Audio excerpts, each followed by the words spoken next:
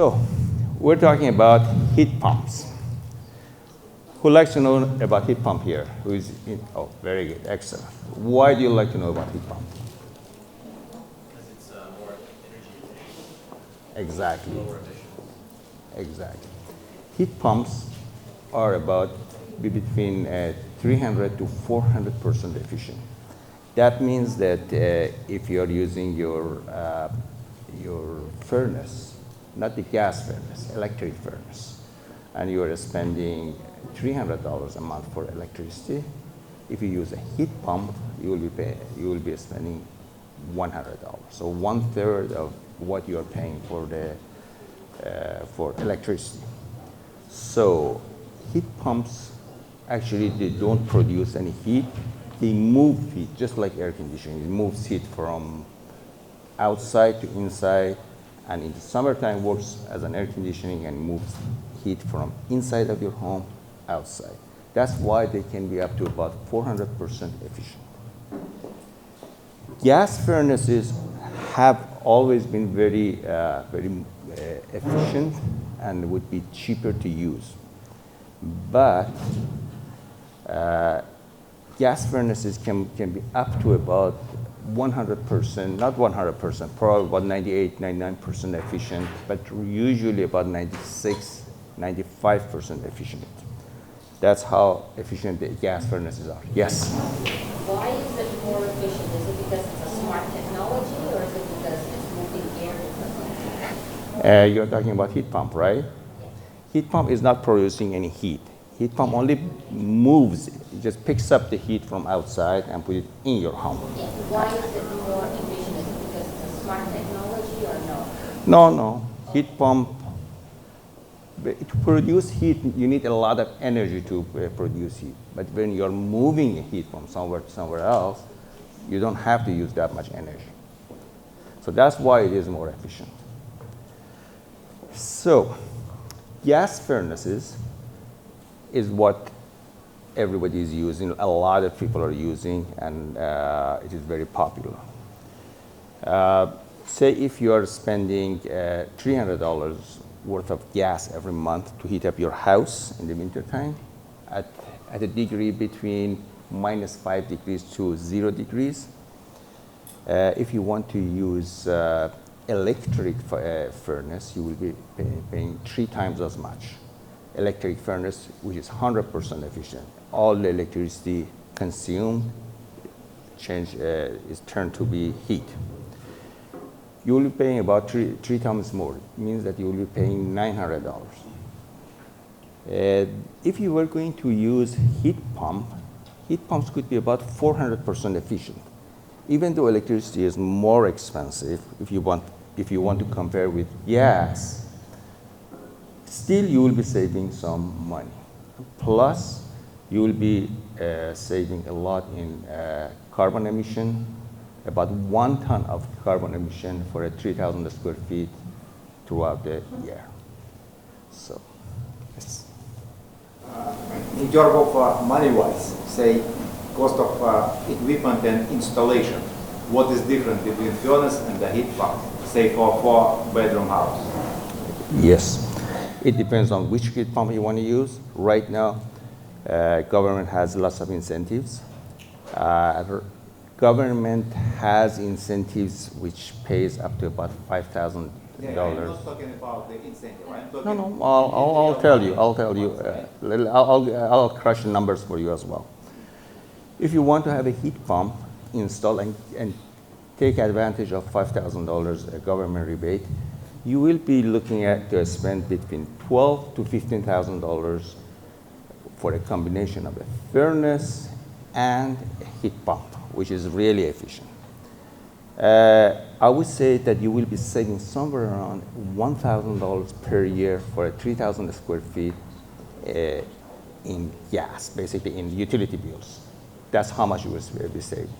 So you are getting a new furnace, you're getting a new air conditioning, and basically you are getting a new heater and air conditioning, and you will be saving $1,000 every year.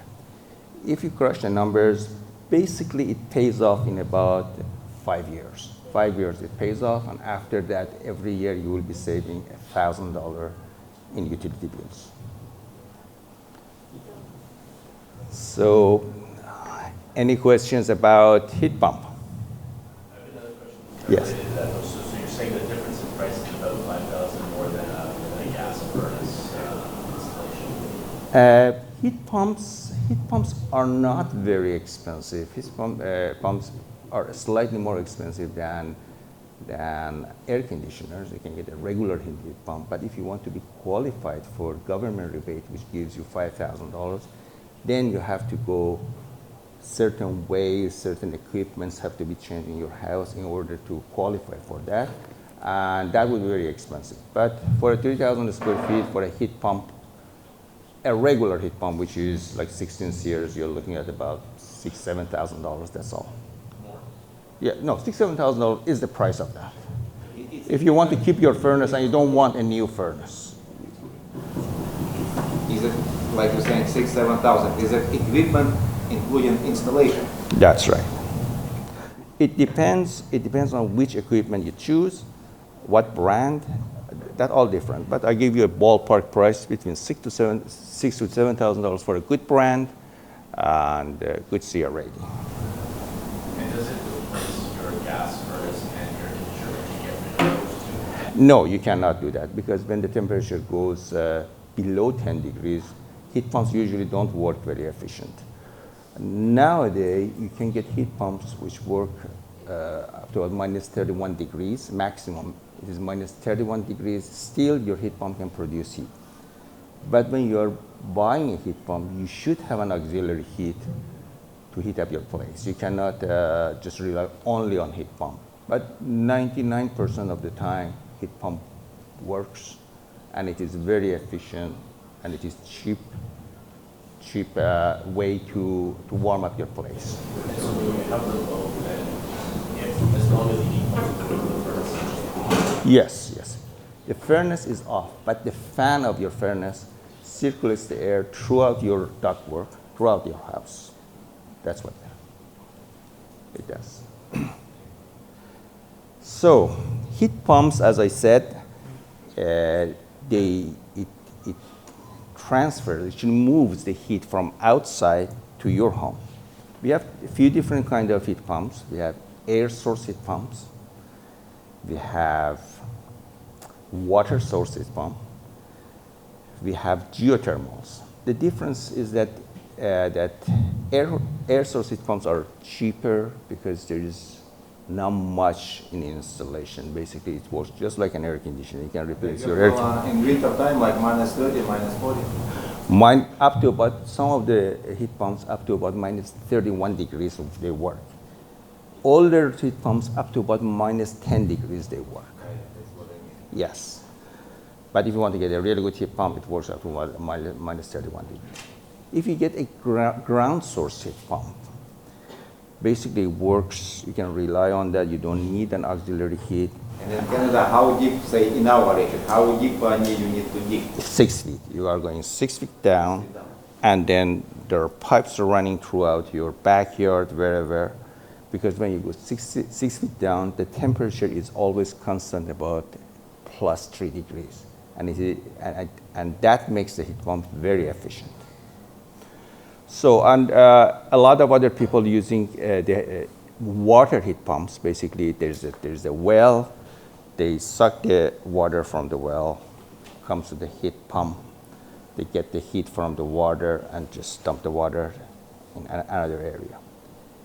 Some people, they have a pond or a lake in the backyard or close by. So all the pipes go through the lake because the temperature of the water at the bottom of the lake, when even it is frozen up there, it is not any lower than plus 5 degrees. So that would be very efficient as well. Yes? Yeah, so if you get it from a leak, a lake, Yes. you still need consumer's gas though to provide. No, you have nothing to do with consumers' Because gas. if you had a remote property on.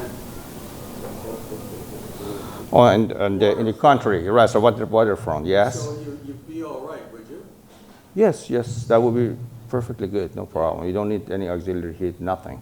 So all you need is a good geothermal or water source heat pump, Yeah.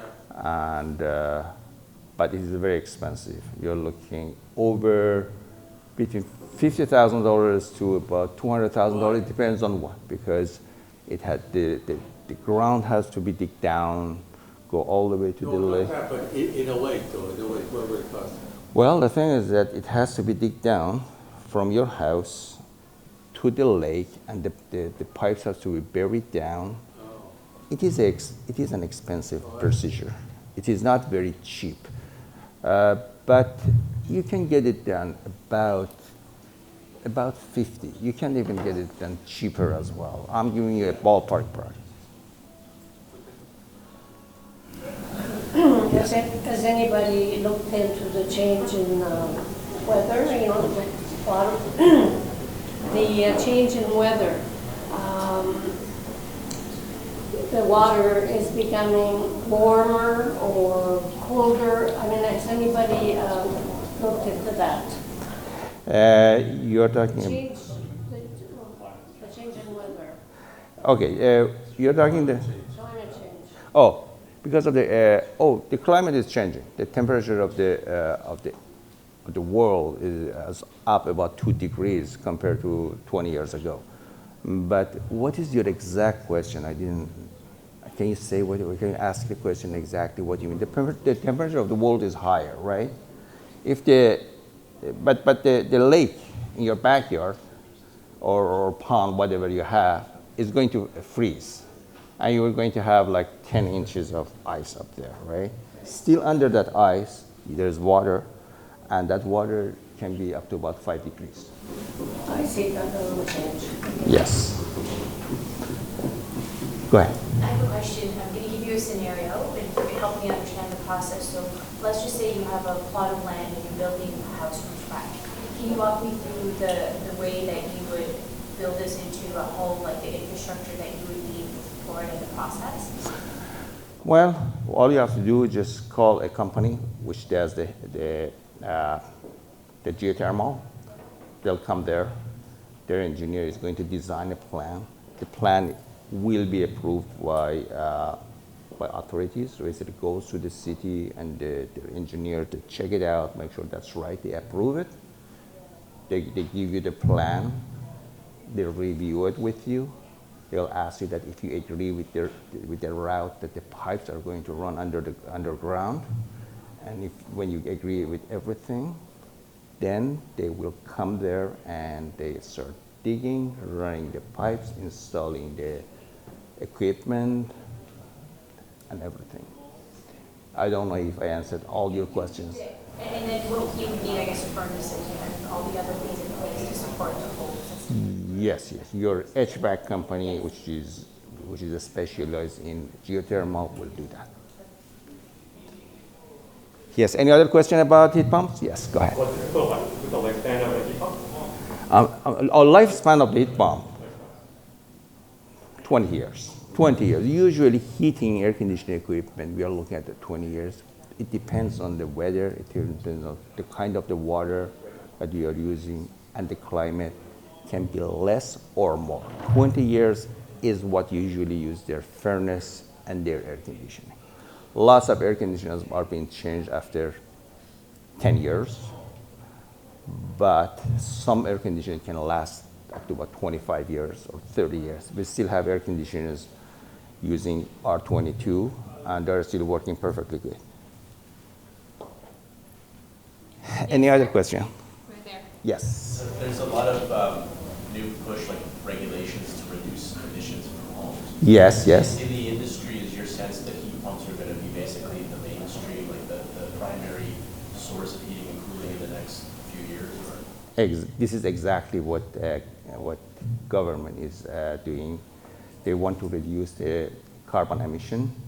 That's why there are lots of incentives for the people to move to heat pumps to reduce the emission. Yes, this is the plan for the future. Yes. All right. Thank you, Moa. Thank you very much. Thank you very much.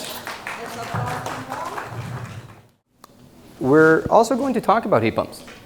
But now that you guys have a little bit of background on the heat pumps, maybe we should make it a little bit different type of conversation. Is any of you looking at replacements of your HVAC system in the next 12 months? Put your hand up. Anybody else? Okay. Is now, after hearing the conversation from Improve Air, is anyone now starting to say, maybe I'm going to consider it? Still? Okay, that's good. Mo is right. He's totally right about heat pumps, and the movement in the industry is very strong. The electrification of the entire North American market and also European countries is very strong. And the problem with heat pumps is not that they work or not. It's the feeling of customers. You know, Canadian homeowners have always been used to heating their houses with gas. So in 1980s, there was a huge movement in the industry where customers moved from gas to electric. So you see a ton of homes. Is anybody here has electrical baseboards for their heating source for their house? Nobody, right? Electrical baseboards, okay. So there's a ton of homes within the GTA that are running on electrical baseboards. Those are the customers that moved to that was the 1980s. That movement was the time that the industry or the government made electricity less expensive than gas. And then all of a sudden, complete things changed. Gas went down, electricity went up. So now the movement of heat pumps or electrification is a lot different. It's backed by climate change. So the climate change is making, it's big. And personally, I've never seen this type of movement in the industry like before. This is not like the 1980s. This is 2022, 2023, and it's going to be the movement until 2030. If you believe it or not, New York City is actually planning to go completely carbon zero by 2030. And that's a really important fact for you, for us as Canadians to follow. And here's the funny thing. Canadian market, Vancouver, Quebec, Montreal, accounts for the majority of heat pump installations. Even higher than North American, US market. So this is a really interesting topic. Now, heat pump systems, Mo explained how it works, but now I'm going to break it down into two segments of heat pumps. We have cold climate heat pumps, and we have regular heat pumps. We have ductless heat pumps, like that picture you see there, and we have central heat pumps. Does all of you live in a home that is heated and cooled by ductwork? Does anybody have RADs, water heating? So there's a lot of homes that you may not go to downtown Toronto. It's heated by RADs. Those are the people that are making the switch as well. So the water heating system, so if you're building a custom home, previous conversation was, okay, I'm going to put in-floor heating on this floor. I'm going to heat my basement with water. And how is that water heated? Gas. Now the conversation is changing. So we're moving away from gas systems. We're moving into electricity. Now, we're not going to put electrical heaters on the floor, but we may think of different options. Water source heat pumps. There's water source heat pumps, there's ground source heat pumps, there's air source heat pumps. None of these systems are actually producing heat. They're transferring heat from a different platform to the platform of your home or your office. So for example, ground source heat pump is capturing from deep or horizontally or vertically, drilling down and transferring heat. Air source heat pump is transferring heat from outside when it's even -30 outside. Ambient temperature, this is important. Ambient temperature, so not what it feels like. And then we have water source heat pump by the temperature difference, where the water source heat pumps are actually super efficient. Because as they're heating, they're capturing cool and they're pushing it to your house, or the opposite. The refrigerant that runs through these systems is what dictates the temperature that you feel. So just like does any of you for your second floor home or one bedroom in your house or the basement use like electric heaters? Supplement? They are not efficient, by the way, whatsoever, because they have elements that are producing heat. Heat pump, as Mo mentioned, they're not producing heat. It's a transfer of heat. So you are at least 400% more efficient than regular system that is producing heat. Now, gas furnaces are now very efficient. So the government has said, let's keep the gas furnaces, but let's change them to more efficient gas furnaces. Now, how do we use less gas furnaces? We have to supplement it with a heat pump. And that's why that's why we have a term that in our business that we use. We call it hybrid heating and cooling. Just like hybrid cars, where you have a little bit of gas usage and a little bit of electricity usage, because homeowners in Canada are not fully ready to go fully electric.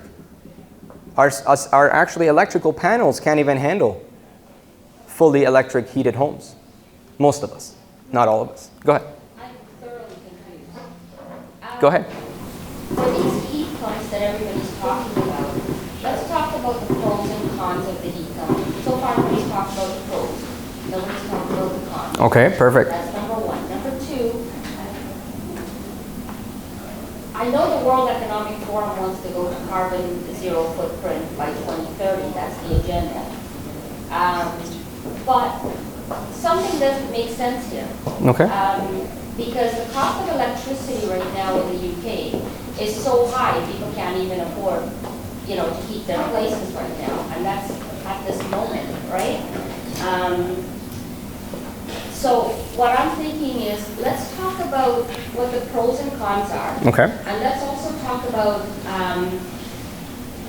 if this technology that they have now, the heat pumps are there.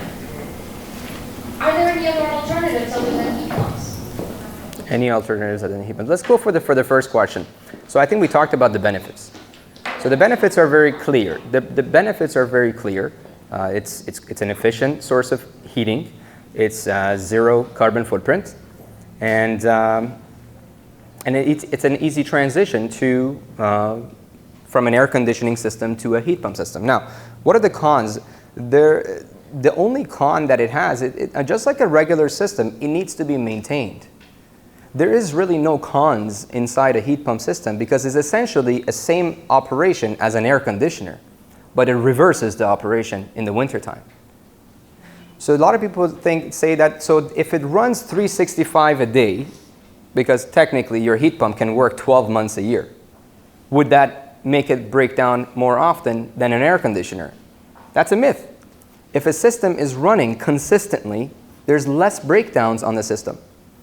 Your refrigerant inside your pipes, your fan, just think of it as a car. When you go on vacation, I've gone on vacations for 2 weeks, even a week. You come back, go ahead and turn on the car, start moving the car from your garage, hit the brakes. The brakes make a sound usually because there's rust on them, right? The car has been sitting, so you could get a warped tires. This is the same thing with air conditioners. We make our air conditioners sit for 8 months of a year, if not more, during the wintertime of Canadian, and it's a harsh winter. Some of us cover the ACs, some of us don't, and it doesn't really matter. So are the heat pumps working from electricity or are they working? Electricity. Electricity, okay. So the heat pumps are operating on electricity, but one thing for you to understand is they do not produce heat. They transfer heat. Let's just say what temperature is outside today? Is it plus? 8 degrees. 8 degrees, thank you. On an 8 degree, we feel cold. For the heat pump, it's beautiful. Heat pump says, I got so much heat outside that I can bring to the inside of the house. That's how it works. How does an air conditioner work during the summertime? We never ask that question. I mean, maybe some of you do, but we never ask the question that, how does an air conditioner work? Air conditioner, when it's hot outside, how is it actually producing cool for our house? It's taking the cold in a plus 30, 40 Celsius outside, transferring it to the compressor of your system. And then that transfer of heat or cold will be transferred to the evaporator coil on top of your furnace, which all of you must have. And it cools down, and then your furnace fan runs, hits the coil. The coil is now, because it's cold, you feel the coldness inside your house. And same thing for the heat pump. But I think because we haven't heard about it as much, it's hard for us to understand when it's negative 30, how can the heat pump actually find warm air from outside? For that refrigerant, are you guys familiar with what the refrigerant means? Do you guys know when I say refrigerant? Perfect. Can you explain it? I mean, I've heard of it, but I don't. So refrigerant is the type of liquid that can change forms in terms of gas. It's in a form of refrigerant in liquid and gas. And the compressor, its job is to compress that refrigerant to change its form and to change its pressures to change the temperature of that refrigerant. It's a little bit technical, but if you think about it this way, that it's a type of gas that can be in a form of liquid. And it's running through our refrigerators in your house. You know, have you ever wondered how does your fridge cool down? How does your fridge condensate? Where does that condensation go? You hear your fridge making noises at nighttime, right? I hear it, right? So from my side. Refrigerators are also somewhat similar in operation. But the only difference is that the condensation that is created from those systems is evaporated within the system. So you never see water coming out of your refrigerators in your house. So when we are talking about refrigerant is the liquid that is transferring heat and cold to outside or to inside. But it's never exposed to an environment. It's actually not good for the environment. It's in an enclosed area. It's looping. So technical side of things, as I said, people are, now that the topics of heat pumps are coming up, people are now learning to be more technical, which is a really nice topic, right? It's a game changer for our organization. We've always been a leader in the heat pump business. We started selling heat pumps when they were introduced to the industry, not the 1980s, because we were not around. We've been around for 20 years. But heat pumps have always been our number one choice, but because of the cost of the systems and installation, usually homeowners would say, I don't trust the technology, or I don't feel comfortable with the cost. I mean, I'm spending $20,000 of investment on a top-of-the-line heat pump and furnace, which we call it hybrid systems. But now the government has really put in a step forward. In my experience, or in our industry-wide experience, we've never had the rebates that are available to us today, we've never had this type of rebate.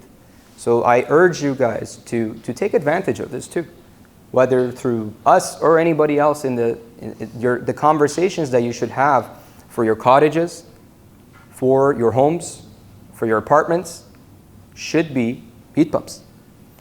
Go ahead. There's kind of a timing question too that we're kind of thinking about. Like you said, New York is going to be going in this direction. So the demand for this is it going to be better to wait 5 years to do this? Will costs come down further because of that, or is now a good time in your view? And I guess the other thing would be is if you wait, those rebates could go away. So that could also be correct. A consideration. But what are you thinking about the time? It's a tough question for me to answer, and I don't have the exact answer for that. I'm sure the cost of production on heat pumps will eventually go down, just like how the cost of electric cars productions have started to go down. The rebates are not going to be, I think the rebates are going to be around for a while. We're not thinking that the rebates are going to go away, but again, with change of government, we've seen dramatic changes. So I tell people we live today. You live in the house for the next 5 years. You live in the house for the next 10 years. Think of now. You know, when you want to change an air conditioner, you don't say, let me wait 5 years for the air conditioners to advance to the next technology. We don't really think that way.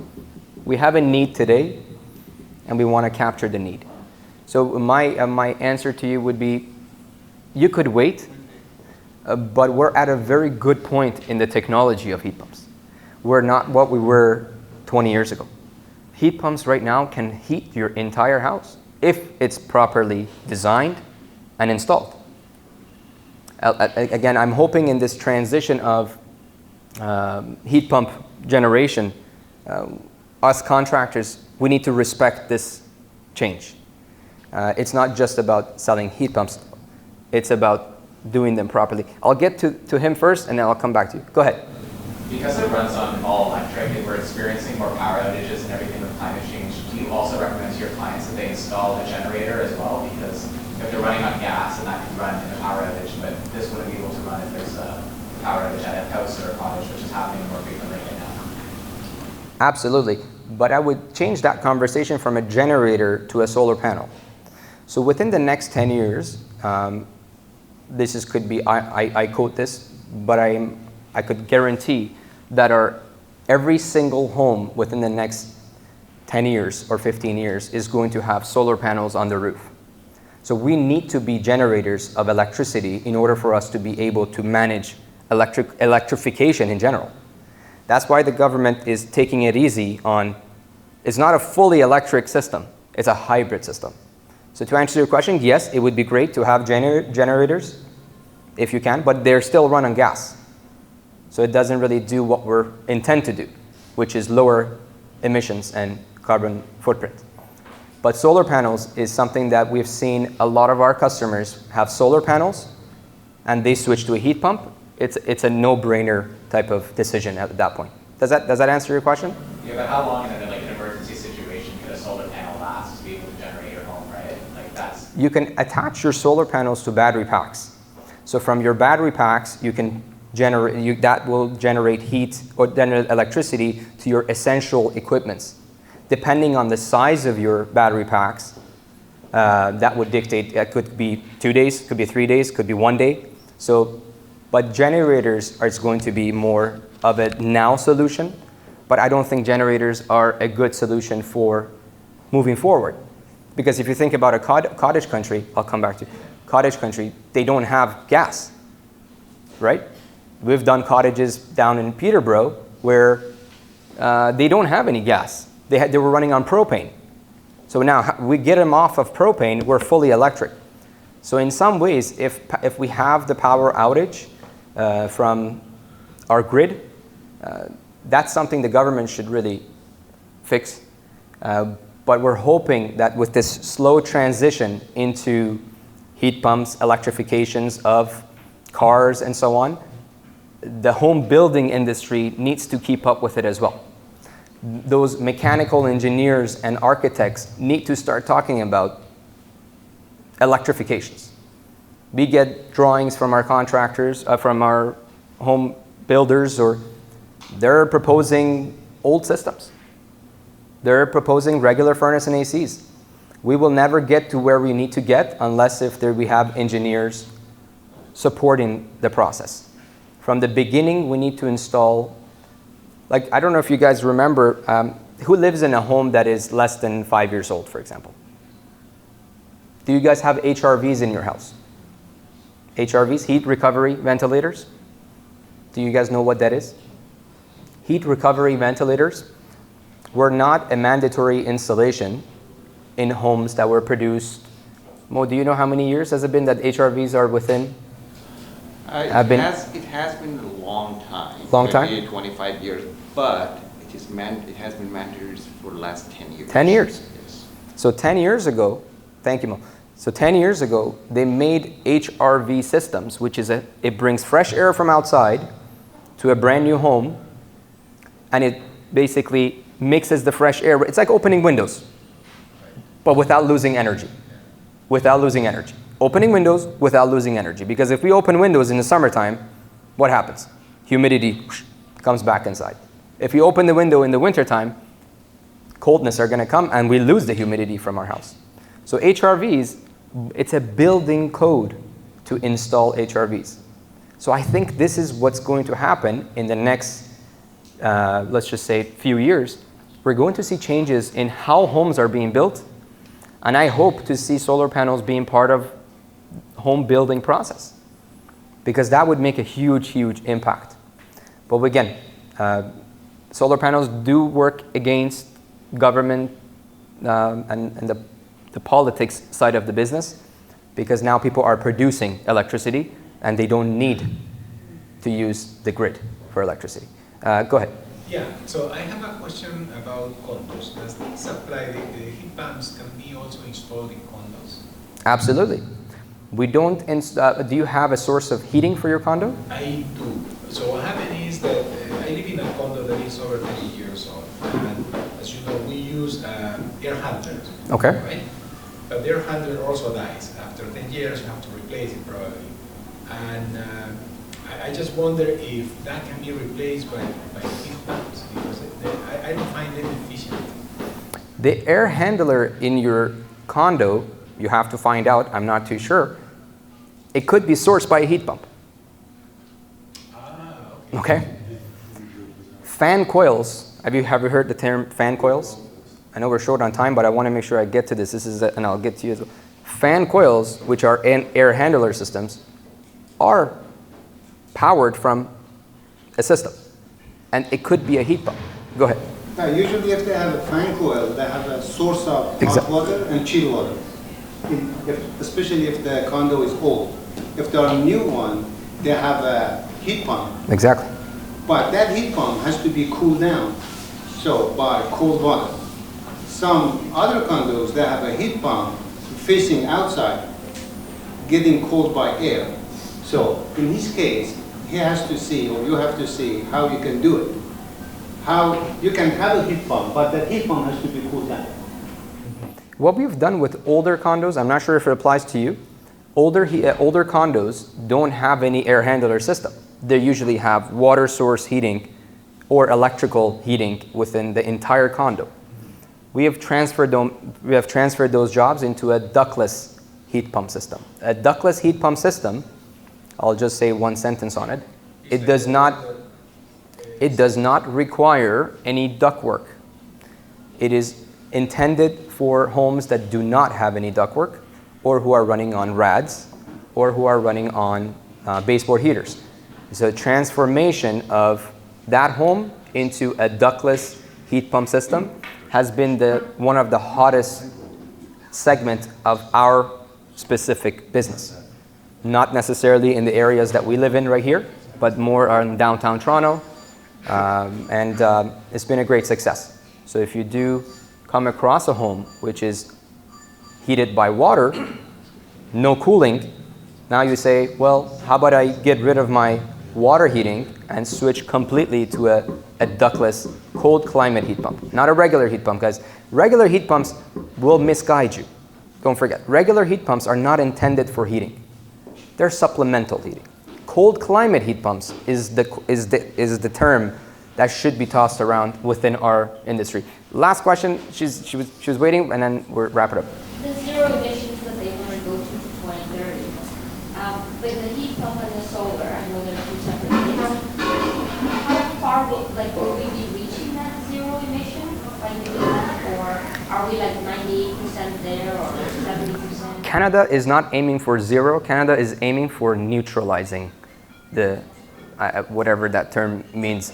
I'm trying to ask net zero, but we're exactly. But I think New York is ahead of us. But we're also trying, because we don't have the infrastructure in our electricity grid to be able to handle. If everyone switched to electrical heat pumps right now, we're going to have a crash. So it has to be a slow move. And I don't have that answer, but I would love to get that answer for you. Homes are about 30% of our overall emissions. Exactly. I heard 40, yeah, very close. So we have to change industry and stuff like that. And yeah, so there's a few different types of infrastructure. Yeah, for sure. It's a really interesting topic, and it's nice to chat with you, homeowners. I'll be around to chat if you guys have any questions, but do consider it, and don't be afraid of the new technology. It's not a new technology. It's always been around, and it's just a matter of a good contractor explaining to you how the system works and configuring it in a way that can be used properly, right? Again, thank you. Any other questions?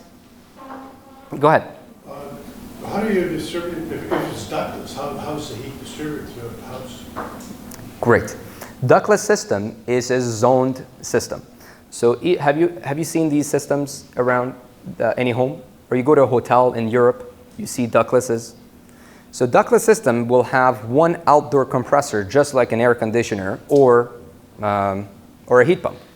We have the outdoor condenser. We call it let's call it compressor for the sake of this conversation. This outdoor unit is now installed in few settings. Either we could install this in a one zone setting. Let's just say for this room, we can put one ductless unit up there. Like this unit right here. And we could power it from this unit outside. Now let's go one step farther. It's called a multi-zone ductless heat pump systems, where we have one outdoor unit or two outdoor units that are feeding 7, 8, 9 indoor units. For each of your rooms, you could have zoning capability.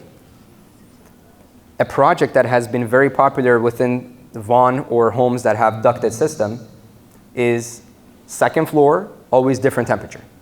So when we go to these homes, we install a ductless multi-zone system. We provide an interior head inside each of the bedrooms. Is that mounted on your wall? It's mounted on your wall. And the pipings and the installation could take 1 or 2 days.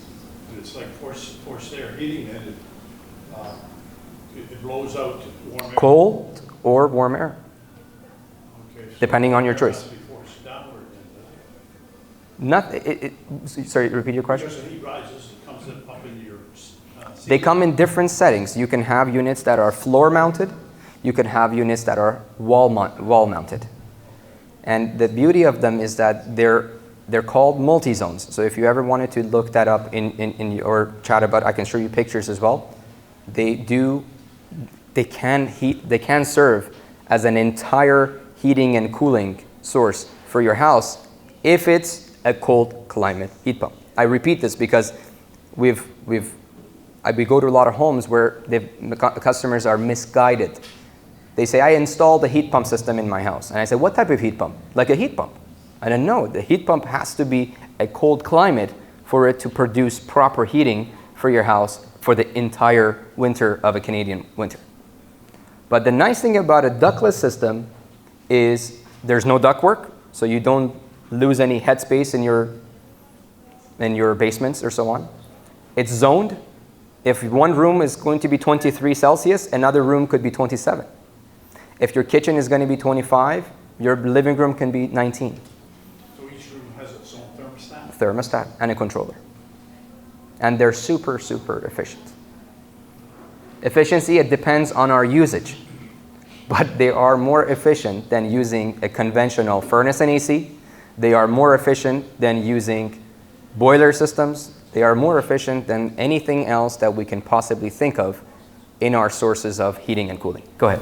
If you're retrofitting an HVAC system, so you already have the ducts from an older system, would you recommend changing to the ductless system, or would that make sense? Great question. We come across this type of projects a lot. We supplement it. We still install a cold climate heat pump, but what we tell the customer is for you to use your central system less.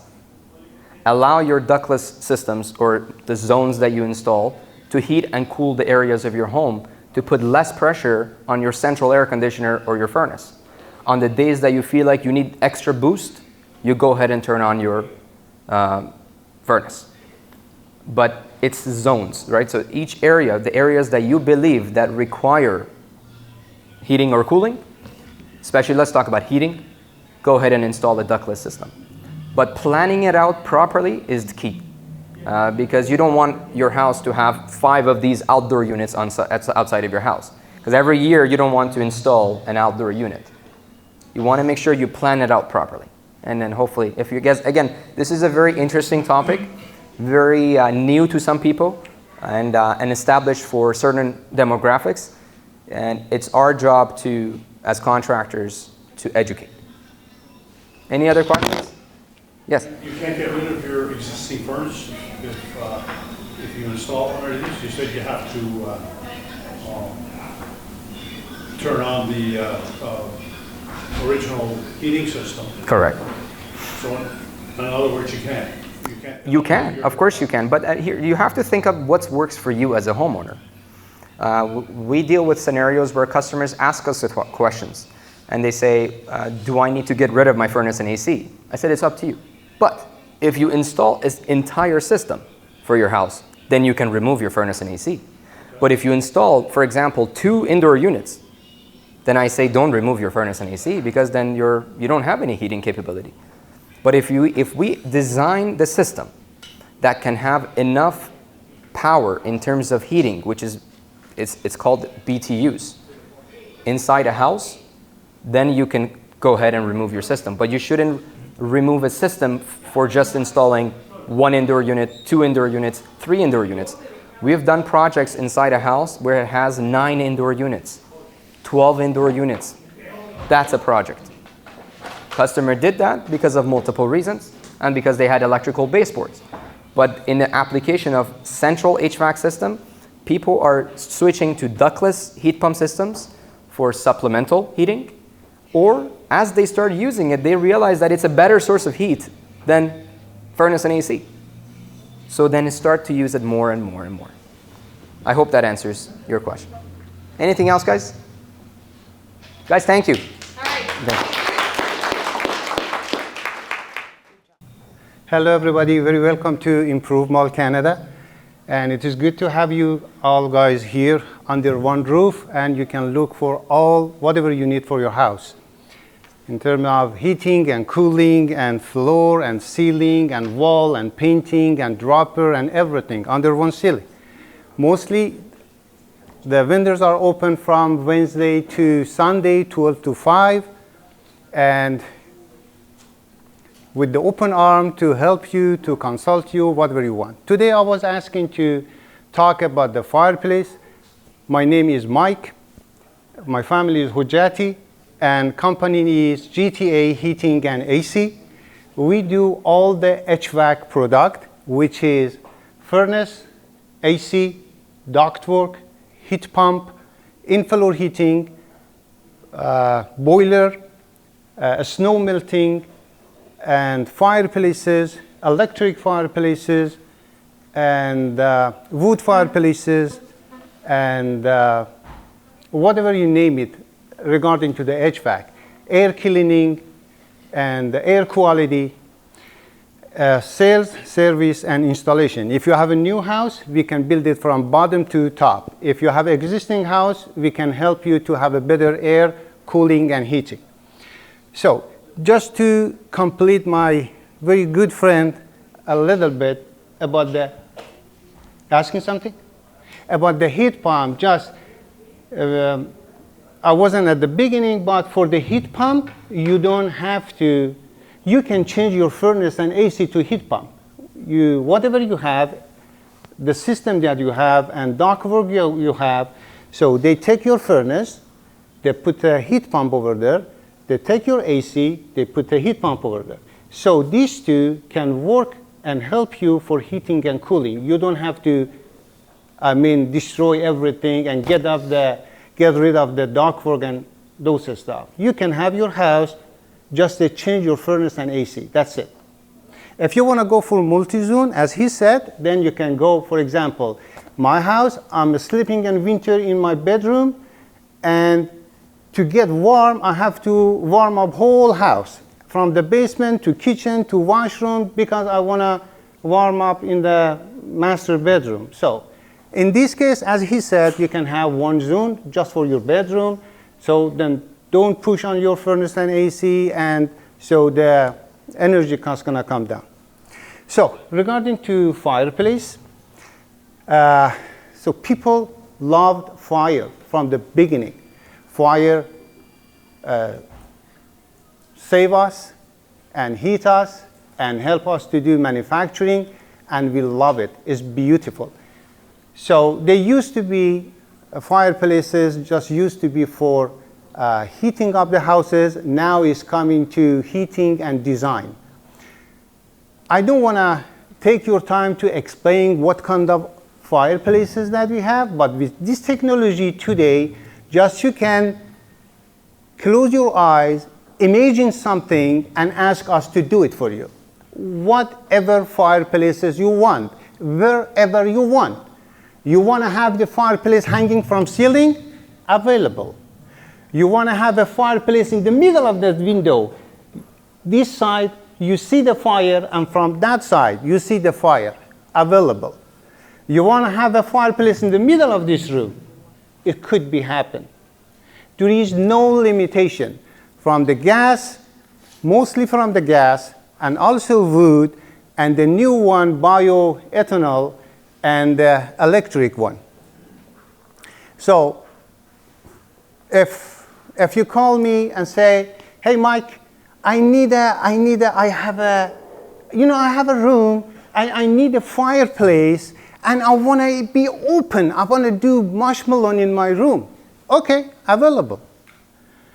I want to have a fireplace as a standalone in the middle of my room. Is available. I need a fireplace here, but I don't want a vent going up and left and right. Don't worry, with new technology, power vent fireplace are available. We take the vent beside the fireplace, at the back of the fireplace, going to the basement, from the basement going out. So there is no limit for fireplace today, mostly on gas. As long as the installer do it in a code and follow the safety, you're going to be safe. There is some difference between Canada and US. They have a free vented gas fireplace over there. We don't have it here. It is the only difference otherwise.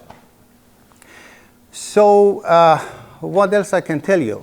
And then it's just coming for fireplace, and then the design. Design can help you not only warm up your house, can adding value to your house, in your bedroom, in your master bedroom. You can use the fireplace to define rooms to make in the master bedroom, and I don't know, the walk-in closet or the in-suite. You can make a separation by fireplace. They are coming in different ways. They are coming in single way, the traditional one. They are coming see-through. You can see from this side and that side. They are coming in three-sided. They are coming in open left or open right. And so you name it, whatever you want. And the price is usually from a small one, from open the fire, you can have it from $1,000 and up to, I don't know, 50,000, whatever. And again, there are some custom fireplaces. You are coming to me, say, I need a round fireplace from here to here and here. No problem, available. We make it for you.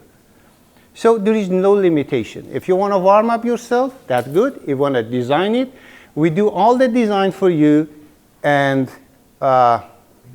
we have a beautiful gallery. You can go there and find out what you want, and we help you with other people here to build a beautiful and fireplace for you. Doesn't matter if it is a new house or if it is an old house. So I stop here and I take some question, so maybe I can explain more. Yes, sir. What's an electric fireplace? How does that work? What is the electric fireplace? Electric fireplace is a fireplace that has a fake flame with the LED light at the back and bottom, and with the motor and some reflective items, they turn in and reflect the light. You think it looks like a fire. So it's not a real fire? It's not a real fire, no, not at all. But electric fireplace has an element and a fan to give you some heat, usually from 5,000 BTU, which is enough for half of this room, to 10,000 BTU, which is enough for whole room. And that one coming in different sizes, different kind, and different depth, different height, almost unlimited. You can do it.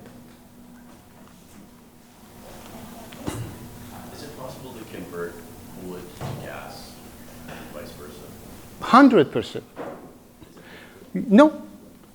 If you have a wood fireplace right now, if the wood fireplace in a good condition, you are using it as a wood. So if it is open, nothing in it, very easy. We put the insert gas fireplace inside, and we use the chimney for 2 venting, one for fresh air, one for the flue, all the way to the top of the chimney, and we bring the gas from the back, connect it, and that's it. What about the other way around? If you have a gas and you want to move to wood? Condition.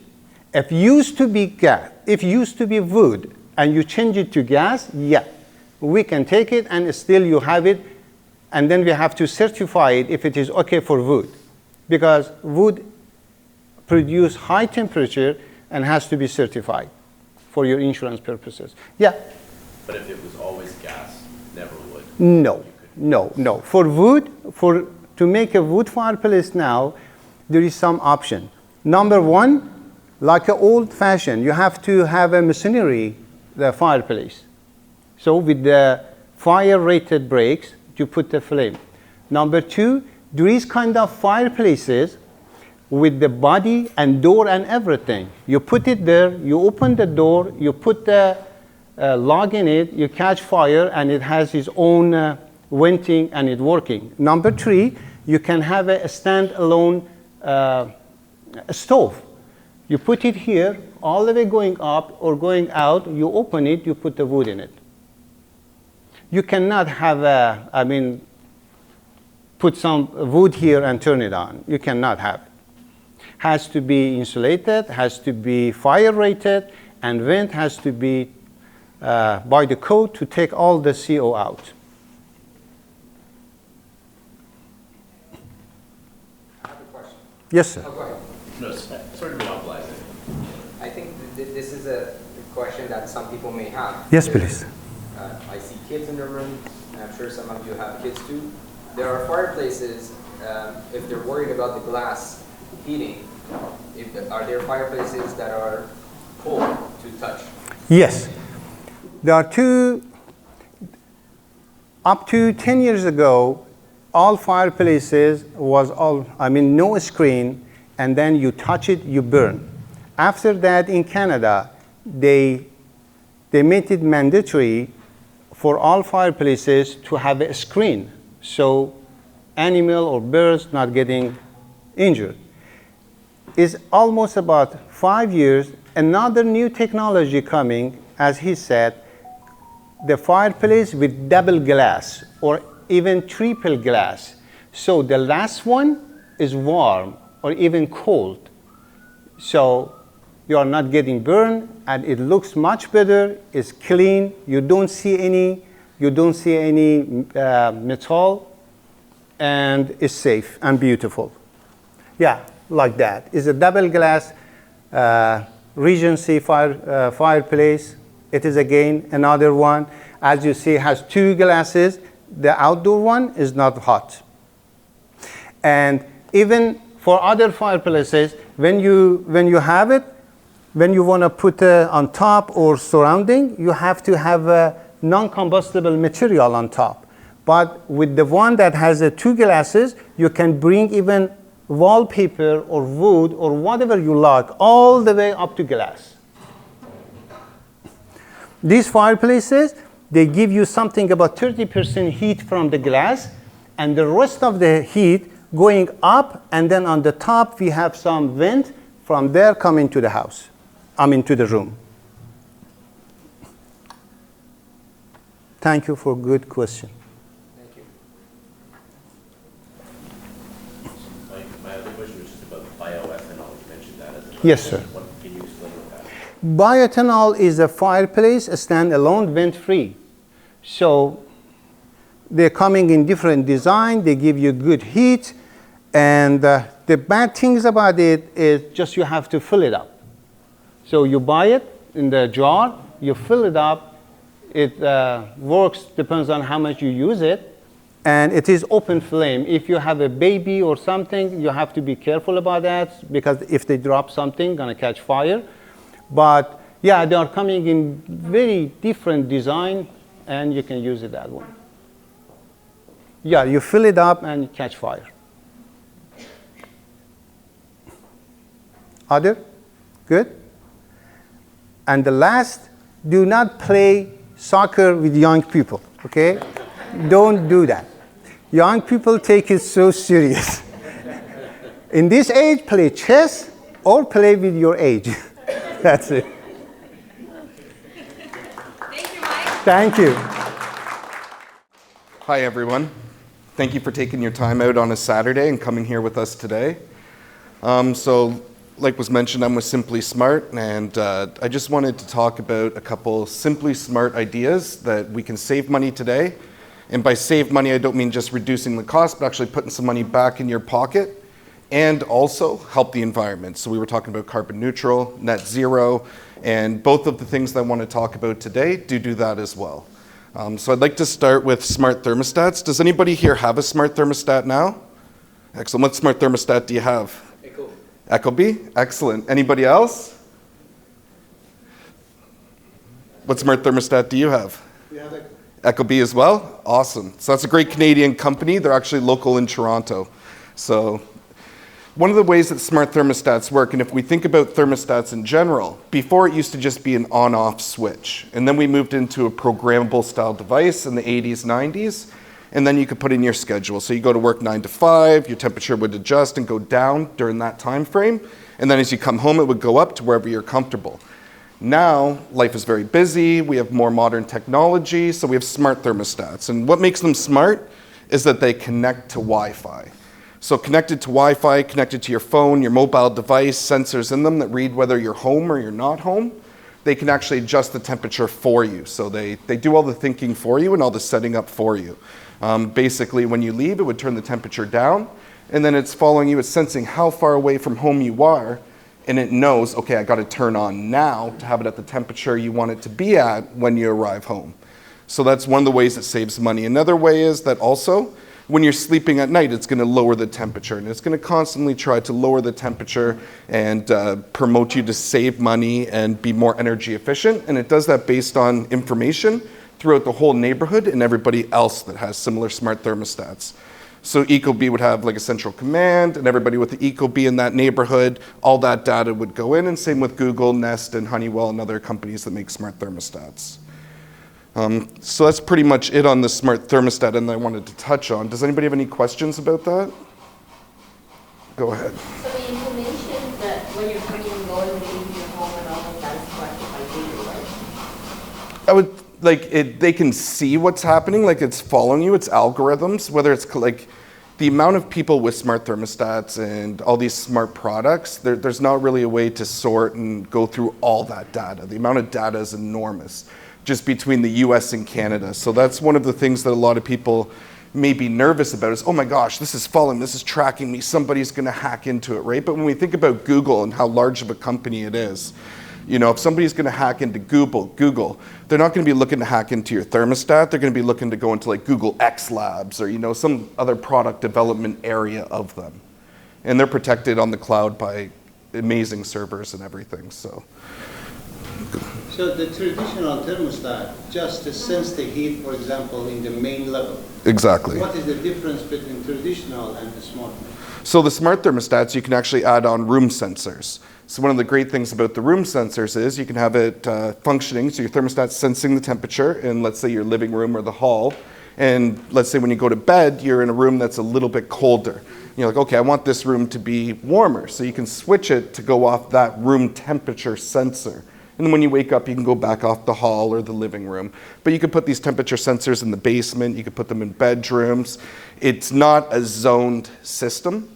So I don't want to say, okay, so if you want 23 degrees in your bedroom and the thermostat set it at, let's say, 21 in the hall, that it's going to just increase that room's temperature. It's going to increase the temperature everywhere. So if we're going on a 2-degree increase in that room, it's probably going to be a similar 2-degree increase in the rest of the house as well. Can you add a smart thermostat to any existing system? Pretty much any HVAC system. And that goes all the way from heat pumps, gas furnaces, electric furnaces. The one limiting factor would be when we get into, it was mentioned, electric baseboards with high voltage. There are limitations on that with compatibility. But now even they go with the hot water, tankless. That's right. That's right. And I'll touch on that as well here. Does anybody here have a tankless? We want it. You wish? Yes? Okay. What tankless do you have? Navian. Navian? Excellent. Excellent. I love the Navians. They're one of my favorites. So if we think about a hot water tank, right? A hot water tank, it's almost 100-year-old technology. It's a big tank, it stores water, and it heats that water up and maintains that temperature all the time. So sometimes you'll go into a shower, let's say you're having a longer shower, or you're going into a shower after teenagers, you know your hot tap's gonna be, you're gonna continually go more hot, more hot, more hot, less cold, right? Because that tank is at, let's say, for example, at 120 degrees, that's the outlet temp that's gonna come out. But as you're using it, cold water is coming in, it's turning on, and then the temperature is dropping because it's not instantaneously heating that water. You're working off that storage water that it has. And one of the cons of a typical conventional hot water tank is that it's on 24/7. Doesn't mean that it's running 24/7, but as that temperature drops, if it's set to 120 degrees, as it drops down, it's gonna come on. It doesn't matter whether you're using hot water or not.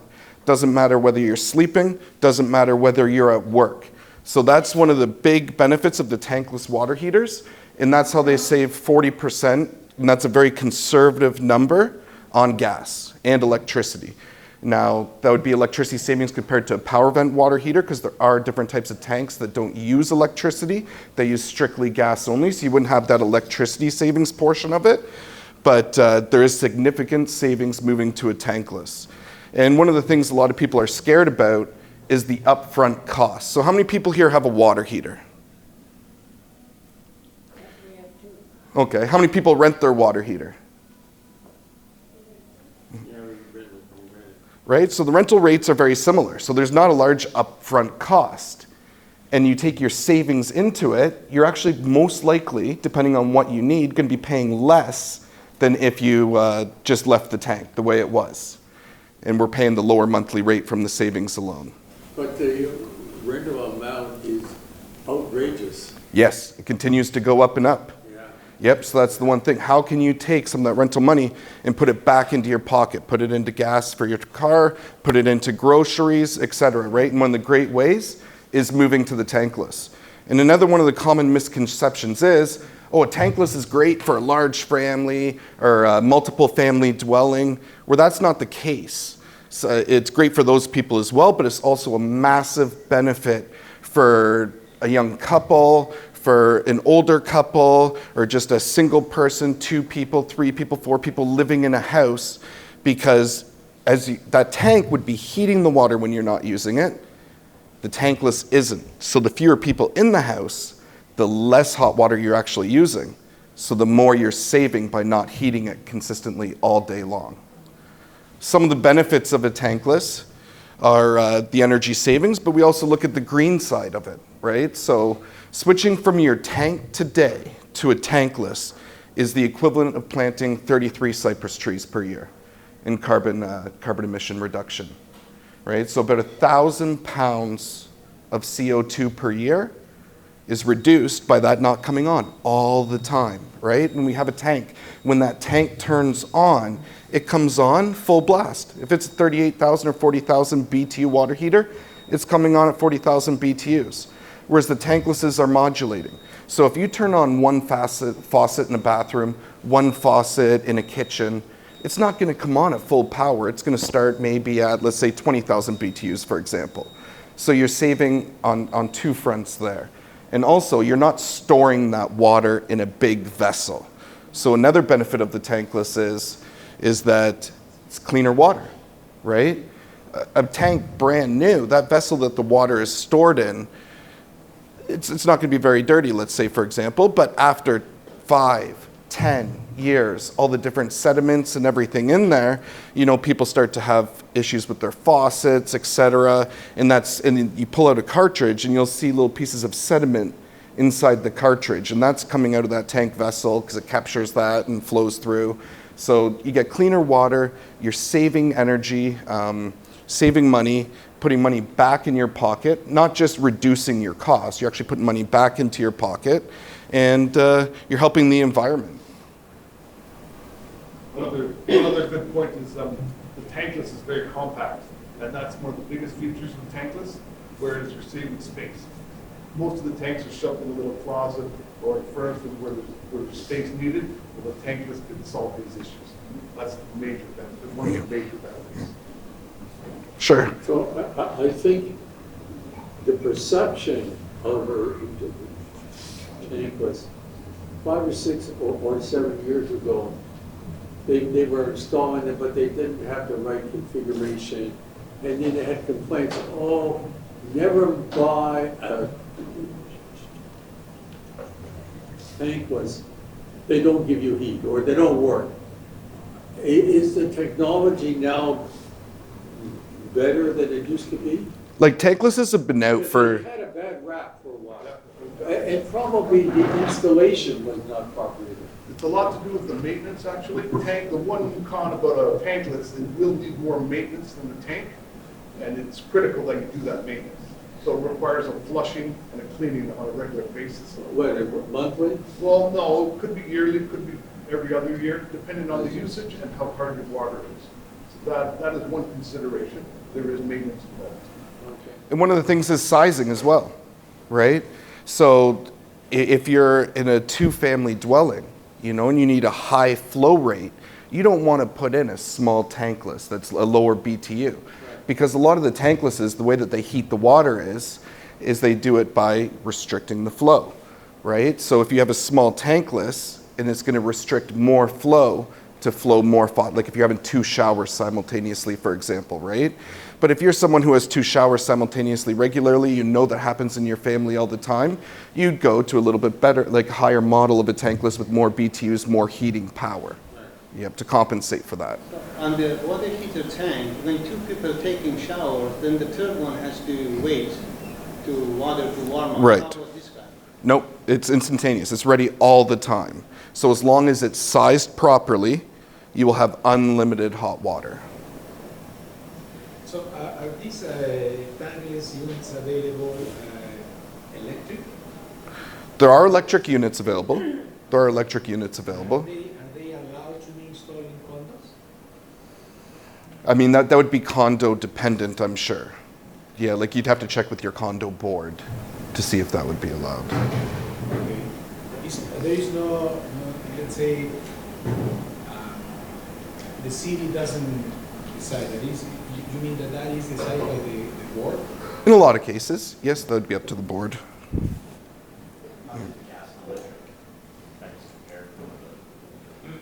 Well, so an electric tankless, like electric tanklesses are a little bit newer to the market. They are more compact. A lot of the electric tanklesses are single point uses, but there are whole home use tanklesses as well that are electric.